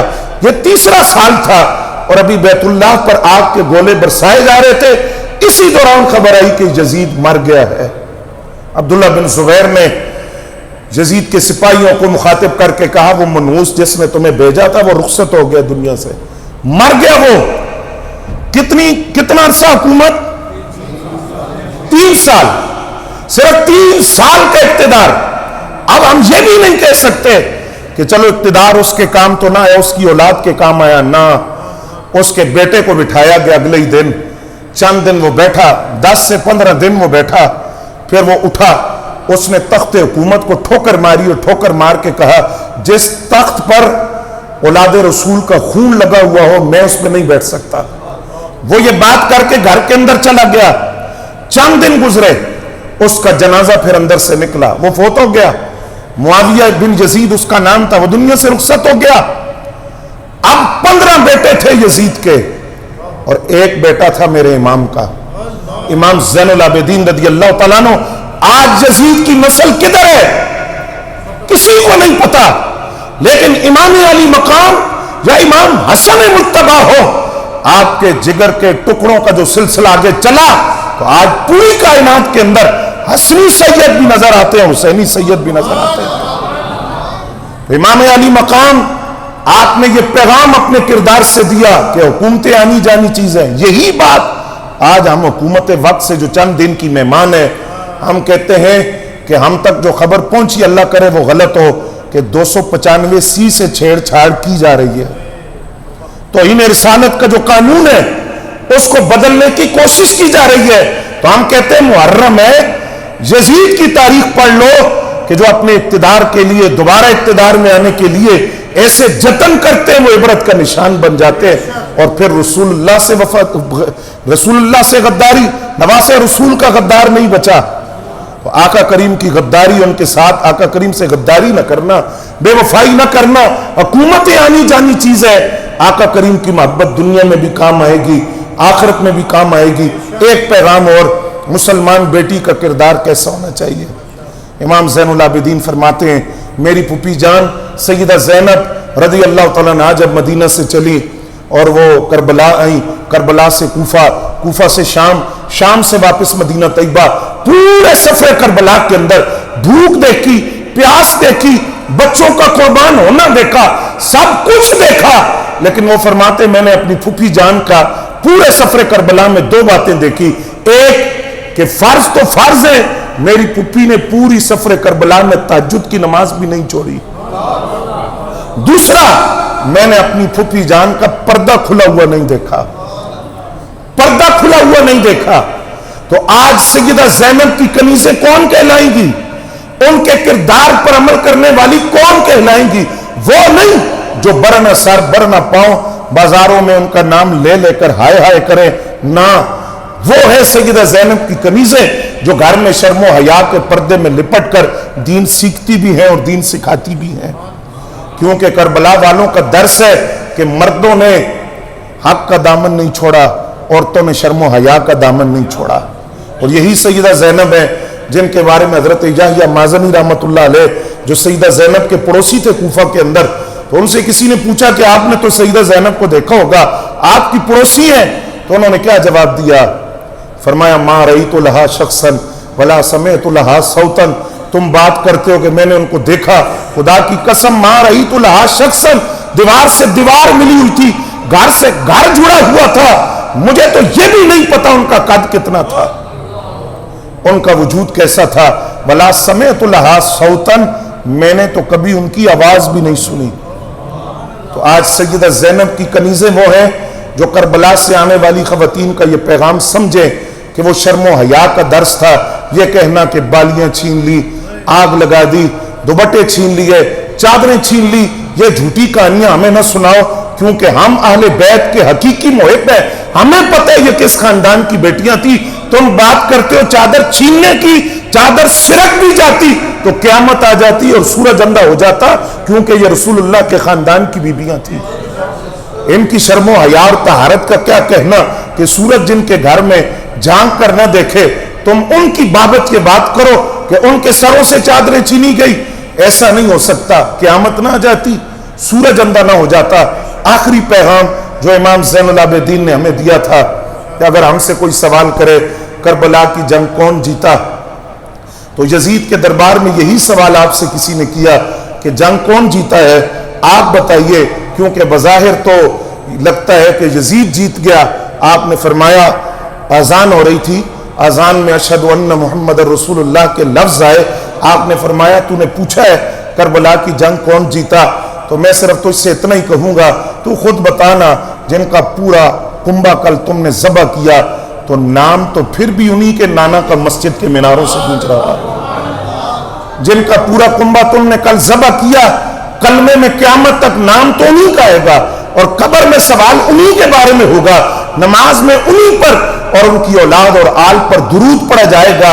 اور تو پوچھتا ہے کہ کربلا کی جنگ کون جیتا، وہی جیتے جن کا سر کٹ کے نیزے کی نوک پہ چڑھ کے بھی قرآن پڑھ رہا ہے، قرآن کی تلاوت جاری رکھے ہوئے ہے۔ تو امام زین العابدین نے ہمیں یہ پیغام دیا کہ یزید کل بھی مردہ باد تھا، آج بھی یزید مردہ باد ہے، یزید قیامت تک مردہ باد ہے۔ یزید اب ایک ذات کا نام نہیں، ایک کردار کا نام ہے۔ جہاں جھوٹ، بے نمازی، فسق و فجور میں لپٹا ہوا شرابی سار اٹھائے، اس کو یزیدی کردار کہا جائے گا۔ تو یزید کل بھی مردہ باد تھا، یزید آج بھی مردہ باد ہے، یزید قیامت تک مردہ باد رہے گا۔ حسین کل بھی زندہ باد تھا، حسین کل، بول لیں آپ، بول لیں کوئی، حسین کل بھی زندہ باد تھا، حسین آج بھی زندہ باد ہے، اور حسین قیامت تک زندہ باد رہے گا، کیونکہ حسین ایک ذات کا نام نہیں، کردار کا نام ہے، اور حسینی کردار قیامت تک زندہ رہے گا۔ جب کوئی یزید کرداری سر اٹھائے گا، حسینی کردار اس کے مقابلے میں ضرور آئے گا۔ وما علینا الا